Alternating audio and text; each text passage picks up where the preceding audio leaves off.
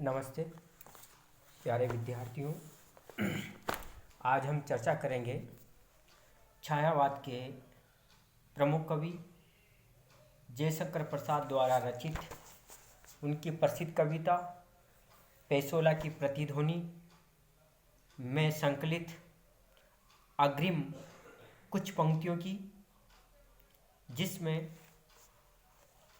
कवि उस समय का वर्णन करता है जब मेवाड़ के सूर्य महाराणा प्रताप की ओजस्वी वाणी आकाश में अनुगुंज करती हुई युवाओं को और राष्ट्र के नागरिकों को संबोधित करती हुई मेवाड़ की मातृभूमि की रक्षा करने का आह्वान करती है।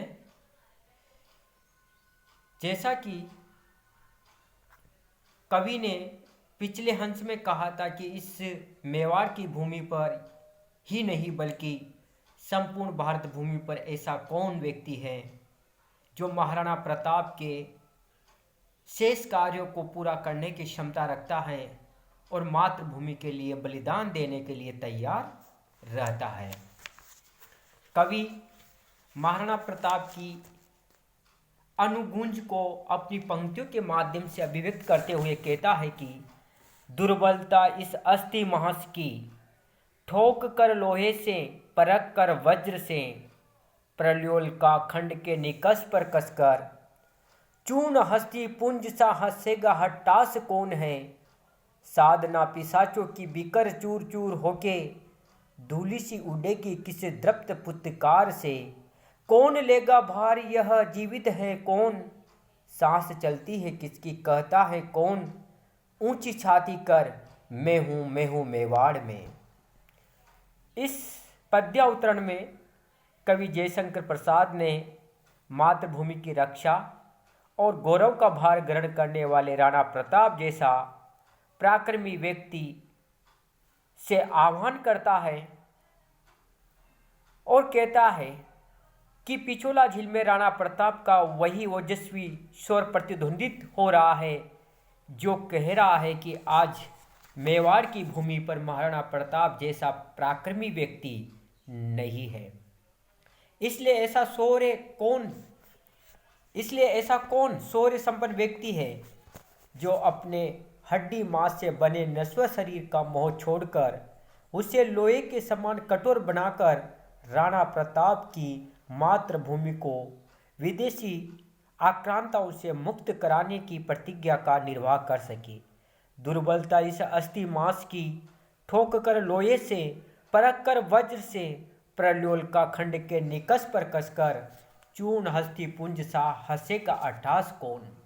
ऐसा कौन व्यक्ति है जो अपने शरीर को वज्र के समान कठोर बनाकर और प्रलयकालीन चमचमाती हुई बिजली रूपी कसौटी पर कसकर उसे अप्रतिहत बना सके तथा हड्डियों के चूर्ण के समान श्वेत अट्टास सा अस्ता हुआ शत्रुओं को ललकार सके। कहने का तात्पर्य यह है, कवि कहना चाहता है कि इस मानव समूह में से जो दुर्लभ शरीर वाला व्यक्ति है, इन सभी में से ऐसा कौन सा व्यक्ति है जो महाराणा प्रताप के समान आगे चल करके अपने सीने को तान करके मातृभूमि के लिए मर मिटने के लिए हंसते हुए तैयार रह सके। कवि कहता है कि साधना पिशाचों की भीकर चूर चूर होके, धूलि सी उड़ेगी किसी तृप्त फुत्कार से, कौन लेगा भार यह जीवित है कौन, सांस चलती है किसकी कहता है कौन, ऊंची छाती कर मैं हूँ मेवाड़ में। कवि कहता है कि आज विदेशी शासक भारतवासियों का शोषण कर रहे हैं, भारत भूमि को पराधीन रखने के लिए अनेक कपटपूर्ण चाल चल रहे हैं, नीतियां बना रहे हैं। अतः ऐसा कौन व्यक्ति है जो उन विदेशी शासक रूपी पिशाचों की दुष्ट साधना को समाप्त कर दे और अपनी प्रदीप्त फुफकार से उन्हें धूल की तरह उठकर दूर फेंक दे। साधना पिशाचों की भीकर चूर चूर होके, धूलि सी उड़ेगी किसी द्रप्त फुत्कार से। कवि कहता है कि जो ये पिशाच अर्थात जो दुष्ट है विदेशी आक्रांता हैं, इनकी साधना को अर्थात भारत को समाप्त करने की, रौंदने की, मटिया मेट करने की जो इनकी नीतियां हैं, इनको धूल के कण के समान ठोकर मार करके दूर फेंकने वाला कौन है? आज कौन इस गुरुतर भार को ग्रहण करेगा?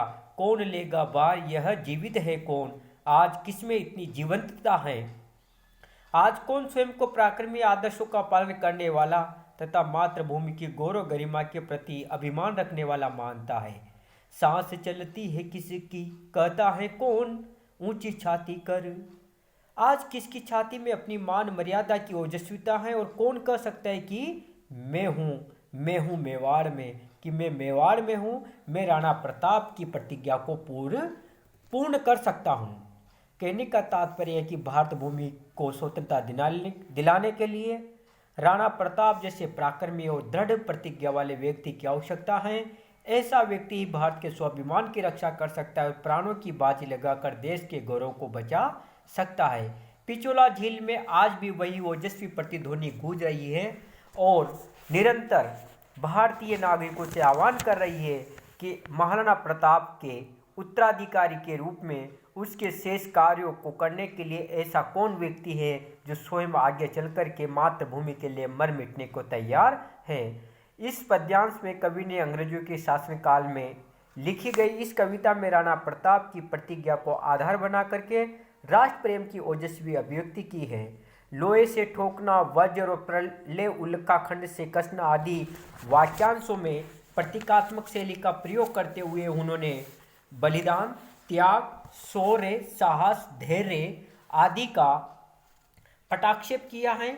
उपमा, रूपक, परिकर और आक्षेप अलंकारों का सुंदर सामंजस्य इस पद्यांश में देखने को मिलता है। कविता मुक्तबंध शैली और भावानुरूप पद योजना प्रशस्त है। ओजस्वी गुण के कारण ओज गुण यहाँ पर देखने को मिलता है, साथ ही साथ वीर रस की भी यहाँ पर अभिव्यक्ति सुंदर तरीके से हुई है। धन्यवाद। जय हिंद, जय भारत।